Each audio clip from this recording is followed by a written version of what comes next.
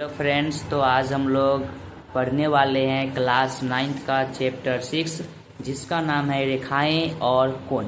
देखिए, इसमें सबसे पहले हम कुछ इम्पोर्टेंट टर्म पढ़ेंगे। उसके बाद जाकर के एक्सरसाइज के क्वेश्चन बारी बारी से हम करते चलेंगे।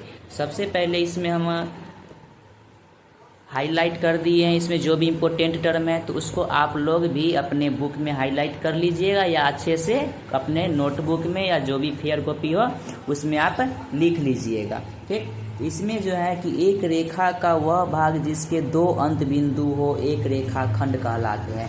जैसे इसके कहने का क्या मतलब है कि कोई एक रेखा है। ठीक, जैसे में यहाँ पर हम एक रेखा खींच लेते हैं। ठीक, जैसे में यहाँ एक रेखा है, इसके दो अंत बिंदु कहने का अर्थ है कि इसको अब हम आगे नहीं बढ़ा सकते। यहाँ पर एक पॉइंट ए और एक पॉइंट बी से होकर के एक रेखा हम खींच लिए, लेकिन इसके आगे हम इसको हम नहीं बढ़ा सकते हैं, यानी कि ये हमारा रेखा खंड कहलाएगा। रेखा खंड को हम आगे नहीं बढ़ा सकते हैं। रेखा खंड का जो है दोनों अंत बिंदु होते हैं, इसलिए हम इसको आगे नहीं बढ़ा सकते हैं। ठीक, आगे है कि रेखा का वह भाग जिसका एक अंत बिंदु हो एक किरण कहलाता है। जैसे कहने का इसका ये अर्थ है कि अगर मान लीजिए कोई एक रेखा खींच लिए, दो बिंदु है, ठीक, इससे होकर के कोई एक रेखा खींच लिए, इसका केवल एक अंत बिंदु, जिसका केवल एक अंत बिंदु हो उसको बोलते हैं किरण।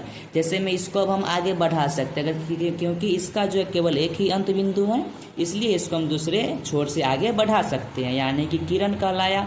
और रेखाखंड को हम किसी भी तरफ से आगे नहीं बढ़ाते हैं। ठीक, देखिए अब अगला है हमारा कि यदि तीन या अधिक बिंदु एक ही रेखा पर स्थित हो तो वे संरेख बिंदु कहलाते हैं। यदि मान लीजिए यहाँ पर कोई हम लाइन खींच रहे हैं, ठीक, ये ए नाम का कोई एक बिंदु है और यहाँ पर बी नाम का कोई एक बिंदु है। अगर मान लीजिए इसी रेखा पर कोई और दूसरा सी नाम का कोई एक बिंदु आ गया, तो देखिए एक ही रेखा पर तीन बिंदु आ गया, जिसको हम बोलते हैं संरेख बिंदु। ठीक, तो आप लोग याद रखिएगा कि अगर एक ही रेखा पर तीन या तीन से अधिक बिंदु आ जाए तो उसको हम बोलते हैं संरेख बिंदु। अगर तीन या तीन से अधिक नहीं है तो इसको बोलेंगे असंरेख। जैसे में यहाँ पर आप लोगों ने रेखाखंड में देखा कि ये असंरेख है, क्योंकि इसमें तीन या तीन से अधिक बिंदु नहीं है। ठीक, देखिए आगे है कि जब दो किरण एक ही अंत बिंदु से प्रारंभ होती है तो एक कोण बनता है। जैसे मान लीजिए किरण, किरण किसको कहते हैं, जिसमें एक अंत बिंदु हो, तो एक इधर बढ़ा, ठीक, अब मान लीजिए एक इधर बढ़ा, तो इसके बीच में जो झुकाव होता है इसी को बोलते हैं हम एंगल, यानी कि बोलते हैं कोण बोलते हैं। ठीक, अब याद रखिएगा, तो ये है हमारा कोण। आगे है कि कोनों को बनाने वाली दोनों किरणों कोनों की भुजाएं कहलाती है। जैसे में ये यहाँ पर कोण बना, इसमें ये दो किरण मिल करके आपस में, ये मान लीजिए एम नाम का किरण है और ये एन नाम का किरण है, तो ये दो किरण आपस में मिल करके तब कोण बनाए हैं। तो ये दो किरण जो होगा कोण की भुजा कहलाएगा। क्या कहलाएगा? कोण की भुजा कहलाएगा। ठीक, आगे है कि वह उभय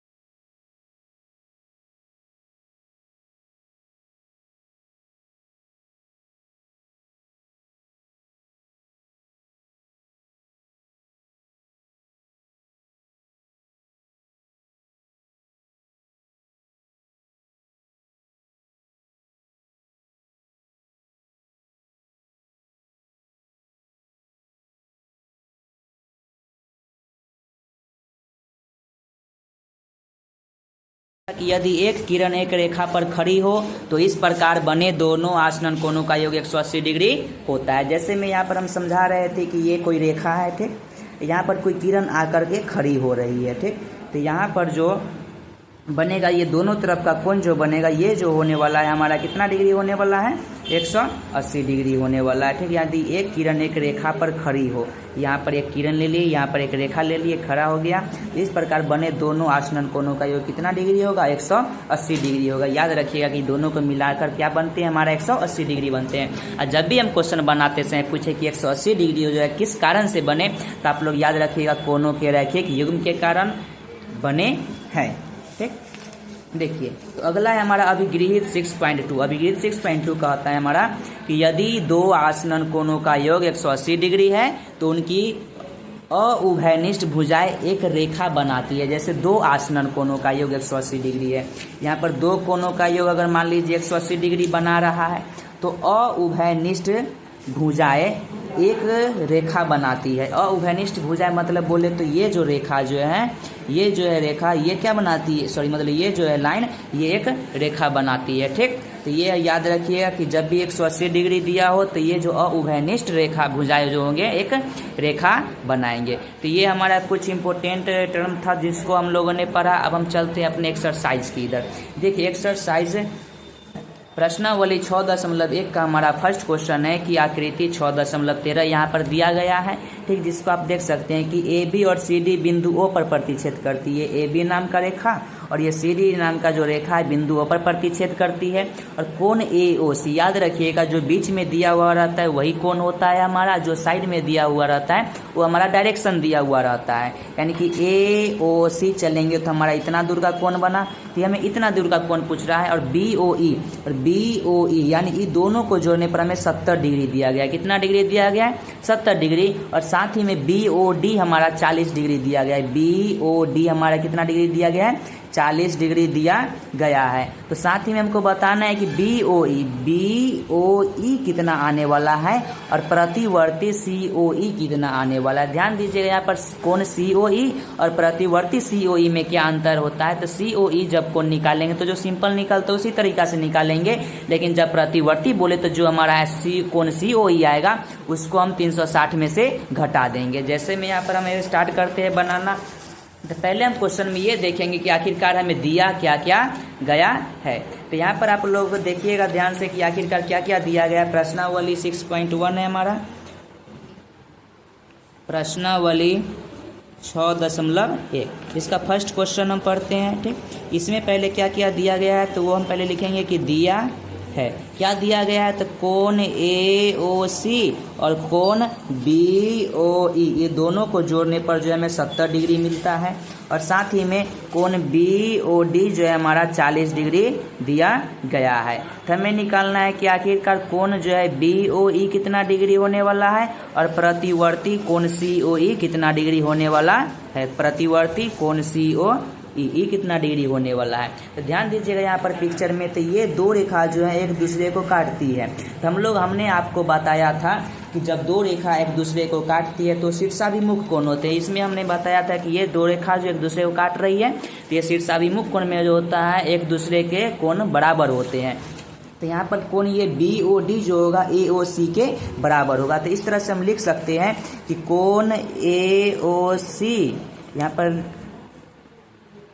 लिखेंगे सॉल्यूशन जो है कोण ए ओ सी जो है बराबर है, ए ओ सी किसके बराबर हो जाएगा, बी ओ डी के बराबर। क्यों हो जाएगा, क्योंकि ये शीर्षाभिमुख कोण है। तो कोण बी ओ डी, तो यहाँ पर जो दोनों बराबर हो गए हैं, ठीक।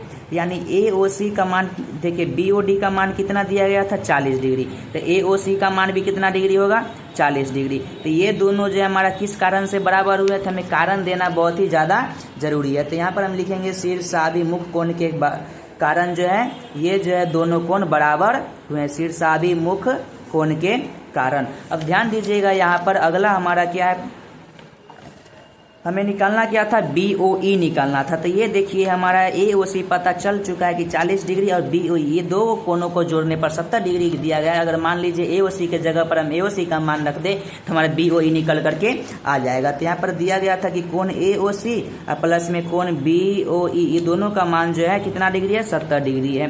तो यहाँ पर AOC का मान हम 40 डिग्री निकाल लें और साथ ही में BOE का मान हमें निकालना है, हमें पता नहीं है। ये प्लस में है, अगर बराबर के उधर जाएगा तो यहाँ पर ये जो प्लस में रहता है बराबर की इधर आने पर माइनस हो जाता है और माइनस वाला जो रहता है प्लस हो जाता है। यहाँ पर प्लस इधर आएगा तो माइनस हो जाएगा। तो BOE बराबर जो होगा 30 डिग्री होगा। कितना डिग्री होगा, 30 डिग्री। तो हमारा BOE निकालना था, BOE है हमारा 30 डिग्री निकल करके आ चुका है। अब COE निकालना, COE निकालना है। तो COE यानी कि 1 2 3 ये तीन कोनों को अगर हम जोड़ेंगे तो ये जो हमारा बनेगा क्या बनेगा, तो 180 डिग्री का बनेगा। तो यानी कि AOC COE और BOE, क्योंकि ये जो है एक रेखा पर स्थित है।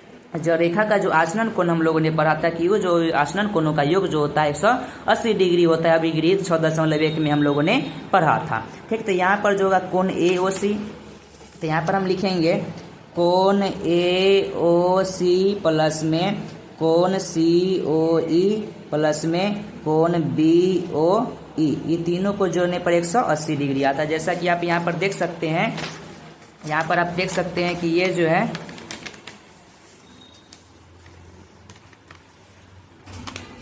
देखिए AOC COE और BOE ये हाफ सर्कल बन गया। आसनन कोणों का योग जो होता है 180 डिग्री होता है। तो ये तीनों का कोणों का योग कितना डिग्री होगा, 180 डिग्री होगा। ठीक, तो जिस तरह से मान दिया गया उस तरह से बैठाते चलेंगे। तो AOC का मान 40 डिग्री है तो 40 डिग्री लिखेंगे। साथ ही में COE का मान हमें नहीं पता है तो लिखेंगे COE। साथ ही में देखिए BOE का मान हम अभी जस्ट 30 डिग्री निकाले तो 30 डिग्री तो हो जाएगा 180 डिग्री। तो कोण COE प्लस में 40 डिग्री और 30 डिग्री हो जाएगा 70 डिग्री, बराबर में हो जाएगा 180 डिग्री। देखिए COE प्लस में बराबर के उधर जाएगा तो ये हो जाएगा माइनस में, ये माइनस में हो जाएगा। जब इसको घटाएंगे तो कितना डिग्री आएगा, निकल करके 110 डिग्री आएगा। जब घटाने पर 110 डिग्री आएगा तो हमने बताया था कि जब भी प्रतिवर्ती निकालना हो तो जो भी आंसर आएगा उसको हम 360 डिग्री में से घटा देते हैं। कितना डिग्री में से, तो प्रतिवर्ती कोण COE ये कितना डिग्री होगा, तो 360 में से इसको हम घटा देंगे। 360 में से जब घटाएंगे तो 0 में से 0 जाएगा तो 0, 6 में से 1 जाएगा तब 5, 3 में से 1 गया तो 2। तो हमारा प्रतिवर्ती COE का मान कितना डिग्री आ गया है, 250 डिग्री। तो हमें दो कोनों निकालना था, यहाँ पर COE निकालना था और यहाँ पर BOE निकालना था। दोनों हमारा निकल चुका है।